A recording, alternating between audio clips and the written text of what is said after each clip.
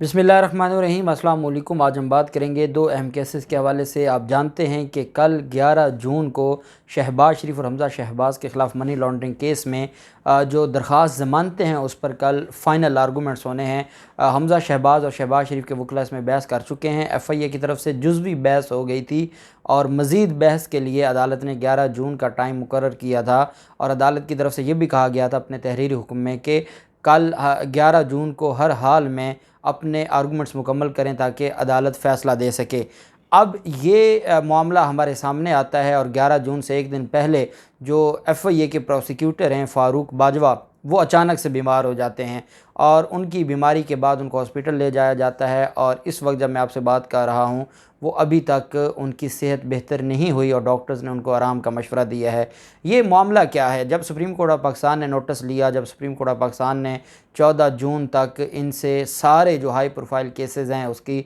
PDF फ़ाइलें मंगवा ली हैं ताकि रिकॉर्ड महफूज हो, रिकॉर्ड ज़ाय ना हो जाए, इन सारी चीज़ों के हवाले से। और मैंने आपको बताया था कि पाकिस्तान अवामी तहरीक की तरफ से भी मुतालबा किया गया है कि सानिया मॉडल टाउन का जो केस है उसमें भी रिकॉर्ड को महफूज किया जाए। उसके हवाले से भी जो डेवलपमेंट हुई है वो भी मैं आपके साथ शेयर करूँगा। साथ हम बात करेंगे लॉन्ग मार्च के दौरान जो तोड़ फोड़ का केस था उसमें पाकिस्तान तहरीक इंसाफ के जो सीनियर रहनुमा हैं उनके वारंट गिरफ़्तारी जारी किए गए थे। इनके ख़िलाफ़ दहशतगर्दी का मुकदमा दर्ज किया गया था। अब जब इन्होंने डॉक्टर यास्मीन राशिद उन पर दहशतगर्दी का मुकदमा दर्ज किया है, इंदलीब अब्बास पर दहशतगर्दी का मुकदमा दर्ज किया है। जब हम 2019 की आसिफ सईद खोसा साहब की जजमेंट को देखते हैं जिसमें डेफिनेशन टेररिज्म की जो डेफिनेशन है वो जो हमारे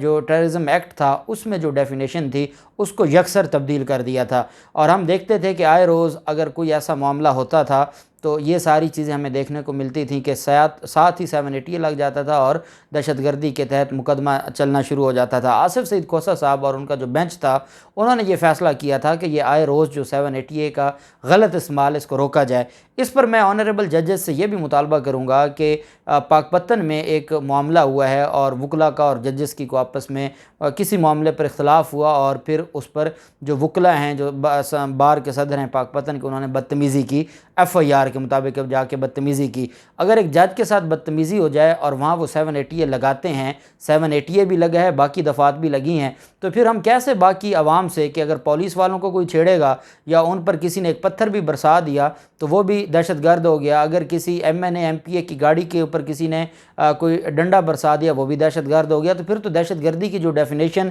आसिफ सईद खोसा साहब ने सैकड़ों सफ़ात पर मुश्तमिल डेफिनेशन की तो उसका तो फिर फ़ायदा ख़त्म हो गया। अब देखना अदालतों को ये है कि अगर तो ये जो मामला है पाकिस्तान तहरीक इंसाफ के कारकुनान और पाकिस्तान तहरीक इंसाफ की जो क़यादत है इनके ख़िलाफ़ दहशतगर्दी की जो दफ़ात ऐड की गई हैं, यास्मीन राशिद की गाड़ी पर हमला किया जाता है, वहाँ पर आपने देखा और वो आज भी फुटेजेस मौजूद हैं कि उसमें ना सिर्फ पुलिस के लोग हैं बल्कि सादा कपड़ों में मलबूस वहाँ पर लोग गुल्लू बट बन के डंडे बरसा रहे हैं। जिस खातून की एक कैंसर ज़दा बूढ़ी खातून है उसकी जो गाड़ी है उस पर डंडों से इन्होंने स्क्रीन तोड़ दी, शीशे तोड़ दिए और उनके बालों से घसीटा और जितना ये तशद्दुद कर सकते थे हत्ता कि गिरफ़्तार करके इन्होंने गाड़ी में बिठा दिया था, उसके बाद फिर ख़ुद छोड़ दिया।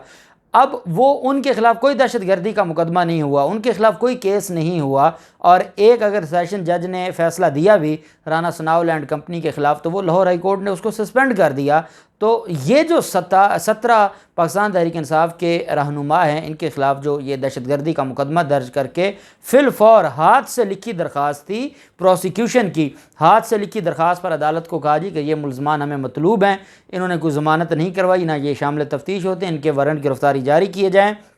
डायरेक्ट वारंट गिरफ़्तारी, कोई समन, कोई नोटिस, कोई बेलेबल वारंट नहीं, डायरेक्ट नॉन बेलेबल वारंट जारी किएगा। और उसके बाद फिर पाकिस्तान तहरीक इंसाफ की जो क़यादत है ये एंटी टेररिज्म अदालत पहुँचे, वहाँ जाकर इन्होंने फिर अपनी अबूरी ज़मानतें दायर की और अबूरी ज़मानतें करवाई और फिर ये केस आगे चलेगा। अता तारड़ की तरफ से एक स्टेटमेंट आई है जब बहुत ज़्यादा तनकीद हुई कि डॉक्टर यास्मीन राशिद अगर दहशतगर्द है तो फिर तो इसका मतलब है कि हमारी कौम में फिर कौन बचा है। जब ये बहुत ज़्यादा तनकीद हुई तो फिर पंजाब हुकूमत ने आज ये ऐलान किया है और अता तारड़ ने ये ऐलान किया है कि डॉक्टर यास्मीन राशिद का उस लिस्ट में से नाम निकलवा दिया गया है जो इन्होंने दहशतगर्दों के लिए लिस्ट बनाई थी और जो मुकदमा दर्ज किया था। अल्लाह करे कि ये सच हो और बाकी भी जो लोग हैं अल्टीमेटली जब ये मामला अदालतों में जाएगा तो डिस्चार्ज हो जाएगा, जो 780 के हद तक केस डिलीट हो जाएगा और मामला फिर जो आम अदालतें वहाँ चला जाएगा। जबकि जो 19 MPs हैं पाकिस्तान तहरीक इंसाफ के जिन्होंने ज़मानतें हासिल की थी सेशन अदालत से, डिस्ट्रिक्ट एंड सेशन अदालत से, उनके भी वारंट गिरफ्तारी मजिस्ट्रेट ने जारी कर दिए क्योंकि चालान जमा हो गया और उस चालान में वो पेश नहीं हुए। जो 16 अप्रैल को डिप्टी स्पीकर दोस्त मज़ारी के ऊपर हमला करने का केस बनाया गया था, तशद्दुद केस था पंजाब असम्बली का, उसमें 19 पाकिस्तान तहरीक इंसाफ के MPs के वारंट गिरफ्तारी जारी कर दिए हैं मजिस्ट्रेट लाहौर ने और उनको भी तलब किया गया और वो भी पेश होंगे और वो सारा मामला चलाएँगे। जबकि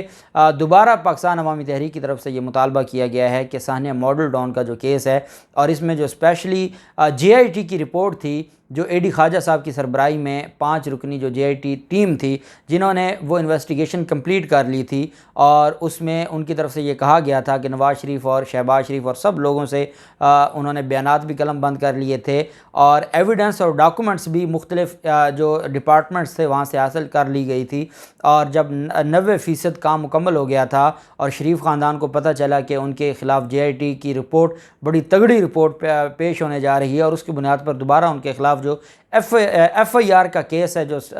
रुका पड़ा है जिसको स्टे कर दिया था वो दोबारा ओपन हो जाएगा और उस बुनियाद पर ये दोबारा इनको ज़मानतें करवानी पड़ेंगी और इनके ख़िलाफ़ जो दहशतगर्दी का ट्रायल है वो शुरू हो जाएगा। अब सानिया मॉडल टाउन में ये दरख्वास्त दी हुई है इन्होंने कि ये दहशतगर्दी का केस नहीं बल्कि ये आम मर्डर केसेस हैं, इस वजह से ये सेशन अदालत में ट्रायल किया जाए। जहां अगर सानिया मॉडल टाउन दहशतगर्दी नहीं है तो फिर तो इसका मतलब है कि पाकिस्तान में आज तक दहशतगर्दी हुई नहीं। जब आप वहाँ पर उन लोगों के ऊपर हमला करें कि जो अपने घरों में ठहरे हुए हैं और जो गैर मुसल्लह लोग हैं, अगर आप उनके ऊपर हमला करें और उनके ऊपर आप तशद्दुद करें और 14 के करीब लोगों को आप कत्ल कर दें और फिर आप कहें कि ये दहशतगर्दी नहीं है। बहरहाल आज उनकी तरफ से दोबारा मुतालबा किया गया है सुप्रीम कोर्ट ऑफ पाकिस्तान से क्योंकि 14 जून को समाअत होने जा रही है कि 14 जून को सुप्रीम कोर्ट ऑफ पाकिस्तान इस केस का रिकॉर्ड भी अपने पास तलब करे और जो नई JIT थी AD ख्वाजा साहब से कहा जाए कि वो ख़ुद अपना रिकॉर्ड लेकर सुप्रीम कोर्ट पेश हों ताकि वो रिकॉर्ड भी महफूज हो जाए। क्योंकि अब लगता तो नहीं है कि अब तक महफूज होगा लेकिन फिर भी अगर कुछ बच गया है तो वो महफूज हो जाए। इसके ऊपर भी सुप्रीम कोर्ट ऑफ पाकिस्तान से हमारा मुतालबा भी है, हमारी गुजारिश भी है। दूसरी तरफ जो शहबाज शरीफ के ख़िलाफ़ केस है, एक तो शहबाज शरीफ केस में जो मरकज़ी मुलज़िम थे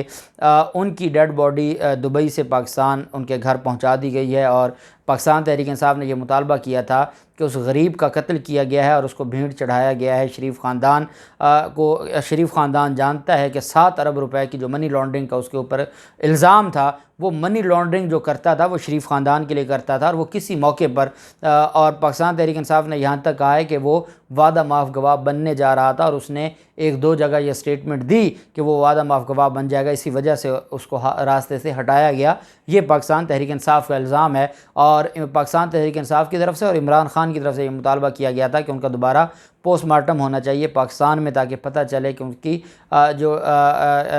काज ऑफ डेथ है वो क्या है। अब देखना यह है कि कल उनका दोपहर को जनाजे का टाइम मुकर्रर किया गया है और उनको दफना दिया जाएगा। क्या उससे पहले कोई भी अदालत, क्योंकि पाकिस्तान तहरीक इंसाफ तो एग्रीव्ड पार्टी नहीं है, देखना तो ये अदालत ने है और कल सुबह जब दोबारा केस की समाअत होगी और FIA जाके अदालत को बताएगी कि मकसूद चपड़ासी जिसके आपने नॉन बेलेबल वारंट गिरफ्तारी जारी किए थे, पहले उनका एड्रेस गलत था, जब एड्रेस मिला तो एड्रेस मिलते ही वारंट जारी होते ही उनकी डेथ हो गई। तो हो सकता है कि जो अदालतें हैं वो इसके ऊपर कोई फ़ैसला दें और पोस्टमार्टम का हुक्म जारी कर दें। दूसरी तरफ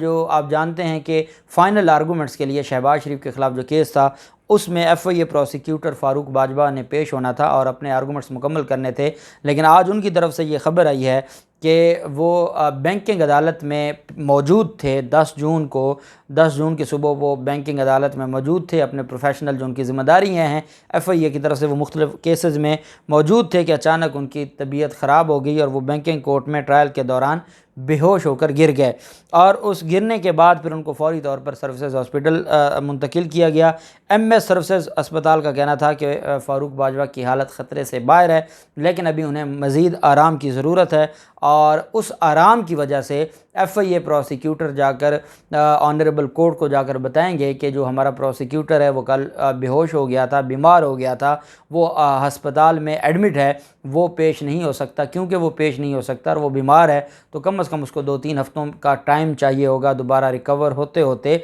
इस वजह से जो इनकी दरख्वास्त ज़मानतें हैं उनमें तोसी कर दी जाए और ये तोसी चलती रहेगी। ये वो वाहिद दरख्वास्त ज़मानत है जो पिछले 1 साल से जिसकी तोसी होती जा रही है और अब आके अदालत ने 1 हफ़्ते की तारीख दी है जब सुप्रीम कोर्ट ऑफ पाकिस्तान ऊपर बैठ गई है। उससे पहले तो ये भी 20-20 दिन की तारीखें होती थीं। अब देखना ये है कि जज जवाद हसन अवान साहब क्या फ़ैसला देते हैं, एजाज़ हसन अवान साहब क्या फ़ैसला देते हैं और क्या वो इनकी जो डिलेइंग टैक्टिक्स हैं FIA के वो इसी तरह चलते रहेंगे या अदालत की तरफ से कोई सख्त तगड़ा कोई फ़ैसला आता है। जो भी तफसीलात होंगी आपके साथ शेयर करते रहेंगे। अल्लाह पाक पाकिस्तान कामयाब नासिर हो। बहुत शुक्रिया। अल्लाह हाफ़िज़। पाकिस्तान ज़िंदाबाद।